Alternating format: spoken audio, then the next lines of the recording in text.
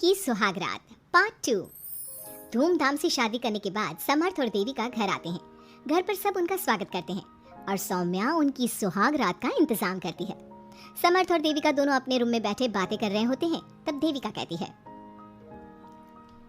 सुनिए, आप इतना दूर क्यों बैठे हैं? नहीं, कुछ नहीं, बस थोड़ा सा थक गया हूँ। अगर आप कहें तो मैं आपका सर दबा दूं? नहीं, रहने दो, आप भी तो थकी होंगी। देविका आगे बढ़ते हुए कहती है, थक तो गई हूँ पर आपकी सेवा करना पहला धर्म है मेरा। देविका झट से समर्थ के पैर पकड़कर दबाने लगती है।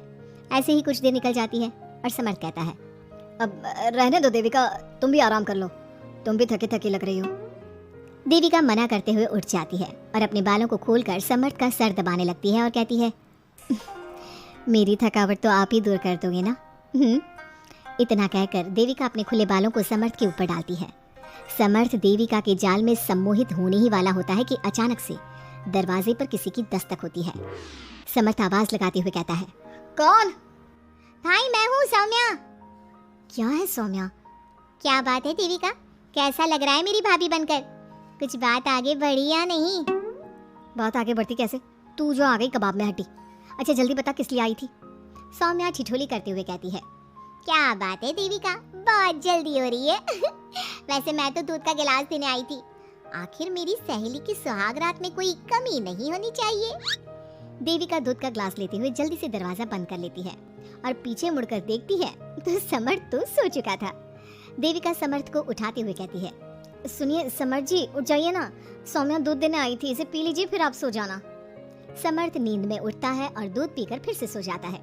देविका उसके बगल में बैठी कहती है, सुनिए समर्थ जी, आज हमारी पहली रात है और आप सो रहे हो। समर्थ नींद में ही कहता है, देविका मैं बहुत थक गया हूँ, मुझे बहुत तेज नींद आ रही है, तुम भी सो जाओ। सोने के लिए तो पूरी रात पड़ी है, आप उठिए ना और कुछ देर मुझसे बात तो करिए। देविका जिद करते हुए समर्थ को आधी नींद से उठा देती है। समर्थ उठकर बैठ जाता है और कहता है, बोलिए देविका जी, आपका हुक्म सर आंखों पर। सुनिए, मैंने सुना है कि पति अपनी पत्नी को पहली रात कोई तोहफा देता है, आप मेरे लिए कुछ नहीं लाए क्या?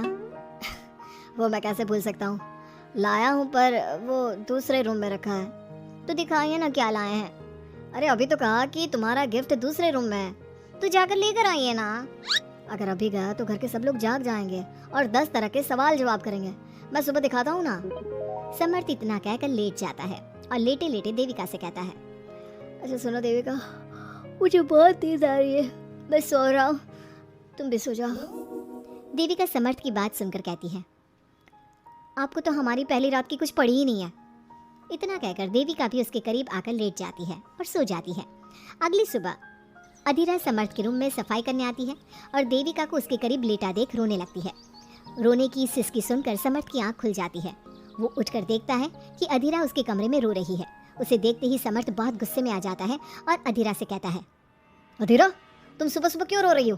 तुम्हें यहाँ नहीं आना चाहिए था, जाओ यहाँ से। समर्थ अधीरा का हाथ पकड़कर रूम के बाहर कर देता है और कहता है, अब बिना दरवाजा नॉक किए अंदर मत आना। इतने में देविका भी आ जाती है और समर्थ को भड़काते हुए कहती है, हाँ समर्थ जी, ये रो रो कर हमारे घर में अपशगुन कर रही है और अब ये देखो कैसे मगरमच्छ के आंसू दिखा रही है। इतना कहकर देविका अधीरा का हाथ पकड़कर घसीटती है और कहती है, अब क्या रोती रहेगी या कुछ काम भी करेगी? मुफ्त में रोटियां तोड़ने को नहीं मिलेगी यहाँ पर, चल उठ यहाँ से और कुछ काम कर। अधीरा वहाँ से उठकर रोते रोते चली जाती है और जाकर रसोई में सबके लिए चाय बनाती है और चाय जाकर पहले अपनी सास को देती है। चाय पीते ही मंजू अधीरा को गुस्से से कहने लगती है, लगता है मुझे मारने की साजिश कर ली है। अरे अभी तक तूने ढंग की चाय बनाना नहीं सीखा, इतनी मीठी चाय बनाई है कि कहीं मैं शुगर की बीमारी से मर ही ना जाऊं। अरे जा जाकर तू मर कहीं। अधीरा मंजू की बात सुनकर दुखी होती है। इतने में सौम्या वहाँ जाती है और कहती है, ये लो, महारानी अभी यहीं बैठी है और मैं पूरे घर में देख आई। अरे ओ महारानी, यहाँ बैठकर किसका मातम मना रही हो? उठ यहाँ से और जाकर हमारे कपड़े धो, बहुत कपड़े पड़े हैं धोने को। अधीरा वहाँ से कपड़े धोने चली जाती है और बैठे बैठे खुद को कोसने लगती है, हे भगवान, मुझे उठा ले तो अच्छा है, मैं थक गई हूँ इस जिंदगी से। ऐसे ही कुछ दिन निकल जाते हैं। अब समर्थ भी अपने काम पर जाना शुरू कर देता है। एक शाम अधीरा घर के सारे काम करके अपने रूम में आराम कर रही थी और मंजू अधीरा को आवाज लगाते हुए कहती है, अरे कल मुही, अगर आराम हो गया हो तो आकर मेरे पैर दबा दे। देविका उस समय वहीं से गुजर रही थी और समर्थ का घर आने का टाइम देखकर देविका मंजू से कहती है, माँ जी सुनिए, आप कहें तो मैं दबा दूं आपके पाँव। पता नहीं अधीरा कहाँ है। देविका मंजू के पाँव दबाने बैठ जाती है और कुछ ही टाइम बाद समर्थ भी वहाँ आ जाता है और देविका को माँ के पाँव दबाते देख बहुत खुश होता है। वो सीधे अपने कमरे में चला जाता है। समर्थ को देख मंजू देविका से कहती है, अच्छा सुन, जाकर खाना लगा दे, और समर्थ थक कर आया है ऑफिस से, जाकर उसे पानी को पूछ ले। देविका उठकर समर्थ के लिए खाना लगा देती है और रात में समर्थ और देविका सोने की तैयारी करते हैं। समर्थ कहता है, अच्छा देविका सुनो ना, मेरे पास आकर बैठो जरा। अरे पापा मैं बहुत थक गई हूँ, मुझे नींद आ रही है। अरे आओ तो सही, आज तो मैं माँ के पाँव दबाते देखकर बहुत अच्छा लगा। अच्छा क्यों नहीं लगेगा भला, पूरा दिन घर के काम किए हैं और शाम को माँ की सेवा, पर मेरा तो कोई हाथ बांटने वाला भी नहीं है घर में। क्यों, अधीरा और घर के बाकी लोग कहाँ जाते हैं? अधीरा की तो बात ही मत करो, वो महारानी तो बस मटर गश्ती करती रहती है और घर का सारा काम ना मुझे ही करना पड़ता है। मेरी तो किसी को पड़ी ही नहीं है, मैं तो सिर्फ एक नौकरानी हूँ इस घर में। अरे नहीं ऐसा मत बोलो। क्यों ना बोलूँ, आपने मुझे वादा किया था ना कि आप मुझे रविवार को फिल्म दिखाने ले जाओगे और कपड़े भी दिलवाओगे, पर आपने तो एक भी वादा पूरा नहीं किया। अच्छा बाबा, कल रविवार है, कल ही चलते हैं और तुम्हारी सारी शिकायत दूर कर देते हैं। खुश। दोनों सो जाते हैं और अगली सुबह समर्थ और देविका बाहर घूमने चले जाते हैं। अब समर्थ पूरी तरह से देविका के वश में हो जाता है। देविका जो कहती समर्थ वही करता। क्या समर्थ को कभी अपनी बहन और दूसरी पत्नी की सच्चाई पता चल पाएगी? अब क्या होगा अधीरा का? इसके लिए हमारे अगले एपिसोड का इंतजार कीजिए।